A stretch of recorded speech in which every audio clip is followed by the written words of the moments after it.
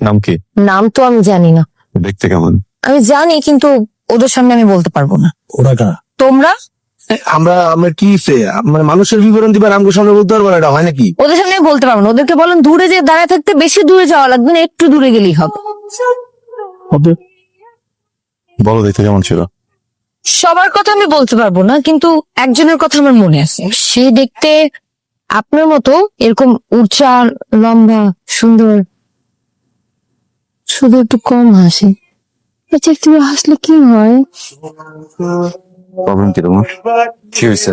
দেখেন, আমি খুব সহজ সরল কথাবার্তা বলি, সোজা সাপটা কথা বলি। আমি এত ঘুরে পেঁচার কথা বলতে পারি না, ঠিক আছে? আমি অনেকদিন থেকে আপনাকে একটা কথা বলতে চাচ্ছিলাম, কিন্তু আপনার সারাক্ষণ আশেপাশে এতজন মানুষ থাকে, আমি কিছুই বলতে পারি না। কিন্তু আজকে আমি এই নাটকটা সাজাইছি শুধু আপনার সাথে একটু কথা বলার জন্য। সেটা হচ্ছে যে আমি আপনাকে বিয়ে করতে চাই, মানে আপনি আমাকে বিয়ে করবেন এবং বিয়ের পর আমাদের অনেকগুলো বাচ্চা হবে। আমি আপনার ওয়াইফ হতে চাই। আমি আপনাকে, মানে তোমাকে ভালোবাসি। I love you Rocky. আমি তোমাকে মন দিতে চাই।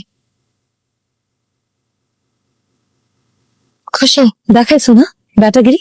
একটা কেন, আর 10টা থাপ্পড় দাও আমাকে, আমার কোনো সমস্যা নেই। মানুষের কাছে হইতে পারে তুমি আমাকে থাপ্পড় মারছো, কিন্তু আমার কাছে এটা কি জানো? আমার কাছে এটা হচ্ছে তুমি আমার শরীরে প্রথম স্পর্শ।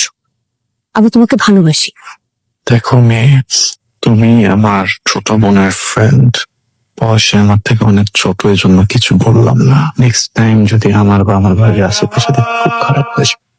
হয়েছে তো, ভালোবাসেন ওই মেয়েটাকে। প্রত্যেকদিন যাও ওর কবরে, আমিও যাই। প্রত্যেকদিন গিয়ে ওর কবর পরিষ্কার করে দিয়ে আসি, কারণ আমি তোমাকে ভালোবাসি।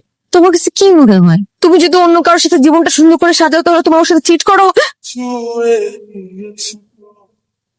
সুইটি, হ্যাঁ ভাইয়া। তোর ফ্রেন্ড কি অসুস্থ নাকি? আসে না যে? ভাই আমি সঠিক বলতে পারবো না, অনেকদিন বলে আমার সাথে দেখা করে না। ওকে এই বাড়িতে আসতে বলে যে শুধু নাকি ও ব্যস্ত আছে। ভাই তবে ভাইয়া, হঠাৎ করে তুমি ওর কথা জিজ্ঞেস কেন করলে? এমনি জিজ্ঞেস করছি। ওকে ভাইয়া, একটা কথা বলি। কি একটা পরিস্থিতির ভিতর দিয়ে চাইতেছি আমরা। ম্যারেজের চর মারার পর থেকে ভাইয়া কেমন চুপচাপ হয়ে গেছে দেখছোস? আপনারা এখানে? ভাবি, আপনি আমার যেরকম দেখতেছেন, এই অবস্থায় মানে বাবার ফাঁসি রায় হয়ে গেছে, সন্তানের জীবনে যেটা প্রভাব পড়বে আমার পড়ছিল। আমি মানে ছিটকে পড়ছিলাম লাইফ থেকে। ধরে নাও রাস্তার ভিক্ষুক হয়ে গেছিলাম। ওইখান থেকে আমার কে ফিরে আনছে জানো? ওই ছেলেটা ফিরে আনছে। ও উল্টা আমারে স্বাভাবিক জীবনে ফিরে আনছে। যত কষ্টই হোক, তুমি ভাবি রকির পিস ছাড়বা না, বুঝছো? আমি তোমার কথা দিতেছি, আজ হোক কাল হোক